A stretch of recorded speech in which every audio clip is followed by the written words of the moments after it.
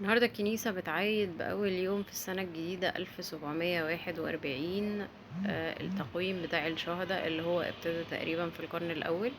احنا أول 4 قرون كان المسيحيين في مصر وفي الميدل ايست عموما بيعانوا من الاستشهاد، لأن مصر مثلا على سبيل المثال كانت تحت الحكم الروماني. فالرومان كانوا مضطهدين جدا المسيحيين، مش عشان أفكارهم ولا حاجة، بس عشان هم مش عايزين المبادئ بتاعة المسيحيين تنتشر في الجيش الروماني، لانه اساس الحضاره الرومانيه والجيش الروماني كان الحرب. فما ينفعش اروح اقول لواحد ان احنا ما ينفعش نحارب الاعداء ولازم نحب الاعداء والكلام ده طبعا هينسف الاساس بتاع الامبراطوريه الرومانيه اللي هي قايمه اصلا على حد السيف. فبناء عليه كانوا بيضايقوا المسيحيين وبيرازوهم في كل مكان، وبعدين المسيحيين كانوا حاسين ان دي فرصة عظيمة ان هم يدافعوا عن الايمان بتاعهم، فكانوا بيروحوا قدام الأباطرة الرومان وقدام الأمراء بتوعهم ويقولوا يعترفوا بالإيمان بتاعهم. فالنتيجة الطبيعية كانت ان هم بيتعذبوا وبعدين بيقطعوا راسهم. ودول احنا كمسيحيين بنقول عليهم اخدوا اكليل الشهادة، اللي هو يعني بقوا من الشهداء. بعد كده الأجساد دي تقريبا كلها اتجمعت، سواء لقيناها أو حد شاف رؤية أو شاف حلم، حد ظهر له وقال له إنك هتروح في المكان الفلاني تحفر في الأرض فهتلاقي الجسد بتاعي مدفون في الأرض. وده الطريقة اللي توصلنا بيها لمعظم الأماكن بتاعة أجساد الشهداء دي. بقينا بنوزعها على الكنايس، يعني بتتقسم لحتت وكل جزء بياخد مثلا جزء من العظم أو جزء من الجسم بتاع الشهيد ده. ولما تروحوا اي كنائس ارثوذكس في مصر هتلاقوا في علب كده لونها من بره عليها قماش قطيفة احمر ومكتوب عليه الاسماء بتاعة الشهداء او القديسين سواء كانوا مصريين او مش مصريين. فهتلاقوا الحاجات دي موجودة في كل الكنائس تقريبا. اللون الاحمر ده بيدل على سفك الدماء، يعني لانه خاصة القرن الثالث والرابع كان فيهم يعني أعداد كبيرة جدا من المسيحيين كانت بتستشهد. طبعا ده حصل على مدار 4 قرون من القرن الأول تقريبا آخر القرن الرابع، وفي الخامس الإمبراطورية الرومانية على يد قسطنطين أعلنوا الإمبراطورية الرومانية كإمبراطورية مسيحية بشكل رسمي. فالديانة الرسمية بتاعت الإمبراطورية بقت المسيحية. فبقوا المسيحيين يقدروا يبنوا كنايس بشكل رسمي، وده التاريخ اللي ابتدى يتبني فيه الكنايس، زي مثلا منطقة مصر القديمة دي كلها تقريبا من القرن الخامس وما بعد. فهتروحوا اي كنيسة هتلاقوا حاجة اسمها رفات. الرفات دي بتبقى علبة كده خشب وجواها جزء من جسم القديس ده او الشهيد ده، ملفوفة بقماش احمر. في راس السنة القبطية الكنيسة دي لو ما فيهاش عدد ضخم جدا من الشهداء او ما عندهاش زحمة بتطلع العلب التيوب نفسها اللي هي العلبة الخشب، وبتعمل لها تطيب يعني بيجيبوا شوية حنوط ده انواع من التوابل بقى ليها مزايا عطرية، يعني مش توابل قد ما هي ليها ريحة كويسة بتستخدم في التعطير. وبيجيبوا كمان عطور فاخرة جدا وبيعملوا الميكس ده على بعضه، وبعدين بيغطوا كل الأنبوبة الخشب دي بيعملوا لها تطيب، يعني بيغطوها كلها. انا صورت لكم جزء من الكنيسة في الاحتفال اللي بيحصل اللي هو كان امبارح يوم 10/9. النهاردة 11/9 واحد توت اول يوم في السنة. فبيعملوا حاجة اسمها التطيبات اللي احنا بنقول عليها ان هم بيغطوا كل التيوب الخشب، مش بيطلعوا الجسم من جوه، كان بيطلعوا البتاع نفسها الخشب وبيطيبوها وبعدين بيحطوها في كذا كيس جوه بعض لونه احمر، وبعدين بتبقى في الكسوة او الكيسة اللي من بره. ده من احد الحاجات اللي بتحصل في الاحتفال اللي بيعملوه المسيحيين الارثوذكس في مصر في ليلة راس السنة القبطية. ودي أخدوها عن التقويم المصري القديم، أحد 3 تقويمات كانت موجودة في مصر القديمة، ودي كانت السنة الزراعية بتاعة المصريين القدماء. وكان كل شهر متسمي على اسم أحد تجليات الإله، وزي ما بنقول على طول إن احنا كان عندنا إله واحد في مصر القديمة، ولكن ليه تجليات وصفات.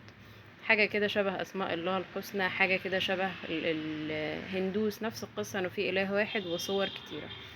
فكانوا بيسموا على اسم الصور او التجليات او النترو ده كل شهر. وده كان مهم جدا في الزراعة عشان يعرفوا امتى الفيضان وامتى شهر الحصاد وامتى يزرعوا وهكذا. فاللي بيقول ان المصريين ما كانوش شاطرين في الزراعة وحد جه علمهم الكلام ده مش مظبوط. المصريين ليهم باع كبير جدا في الزراعة لان دي الحاجة الاساسية اللي بيعملوها من زمان. المسيحيين اخدوا التقويم ده من السنة المصرية القديمة، عشان كده هتلاقوا فيه بتاع 5000 سنة فرق. يعني التقويم المصري 6000 وحاجة، التقويم القبطي المصري هو هتلاقوه 1741 اللي هو بدايته النهاردة، بداية سنة 41 دي هي النهاردة.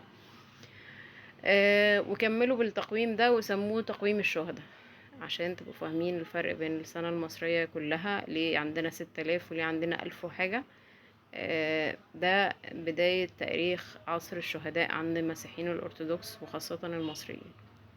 هوريكم جزء بقى من الاحتفال اللي بيحصل في الكنيسة، اللي هو جزء كبير منه بيبقى، بصوا في دبانة عرفاني، في جزء كبير منه بيبقى باللغة القبطي اللي هي أو اللهجة القبطي اللي بتبقى مستخدمة في معظم الاحتفالات والقداسات واي سيرموني بتعمل في الكنيسة، بيبقى الجزء الاكبر منها قبطي، والناس بتبقى حافظة رغم اننا مش كلنا بنعرف نتكلم قبطي او حتى نقرا قبطي، بس الحاجات دي بتبقى مكتوبة بالقبطي ومكتوبة بالعربي.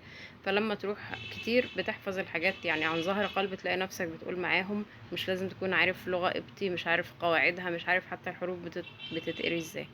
فهنشوف جزء من التطيبات، وبعد كده بيعملوا احتفال بسيط انه في شمامسة اللي هم بيبقوا لابسين ابيض، دول بيبقوا شايلين صلبان وبعدين شايلين وراها الاجساد اللي هي الرفات اللي جواها جزء من جسد الشهيد او القديس، بيلفوا في الكنيسة عكس اتجاه عقارب الساعة. وبعدين مع ألحان طبعا الناس الشعب والكاهن والشمامسة دول بيقولوا فيها، وبعدين بترجع تاني تخش الهيكل. فأوريكم الاحتفالات اللي بتحصل في الكنائس المصرية سواء في مصر أو برا مصر، بس هي كنائس مصرية أرثوذكسية بيعملوا الاحتفال راس السنة بالشكل ده. وكل سنة وانتم طيبين.